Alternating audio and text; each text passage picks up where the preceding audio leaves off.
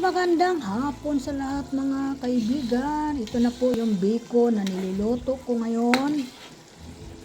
Grabe mga idol, napagod na ako. Hindi pa ako tapos. Ayan, dito na ako sa biko. Ayan siya. Palalaputin ko muna ito, yung parang bulang-bula na sa ibabaw. Saka ko ilalagay yung malagkit. Mamaya, yan po yung kanyang malagkit. Ayan. Palalaputin ko muna siya. Yan.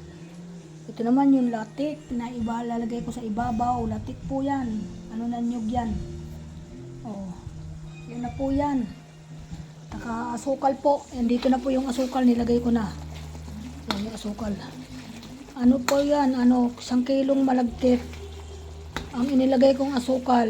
Mga kalahati. Kalahating pula. Kalahating kilo, ayan, kalahating kilo ito. Sa 1 kilong malagkit.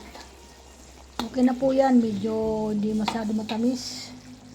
Yan na po yung kanyang ilalatik.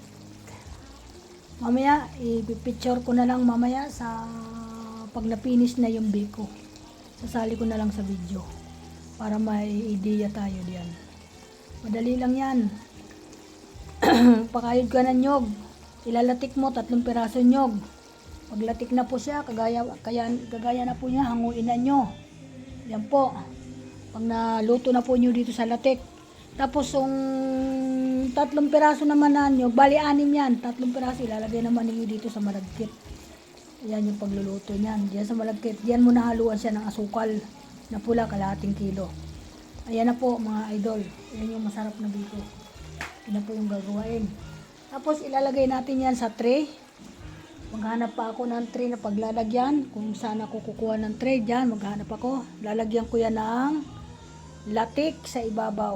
Ayan na yung latik. Mamaya mga idol, ano ko na lang yun sa kanyang picture. Okay, thank you. Bye bye. Magandang hapon muli for today's video ko. Thank you po.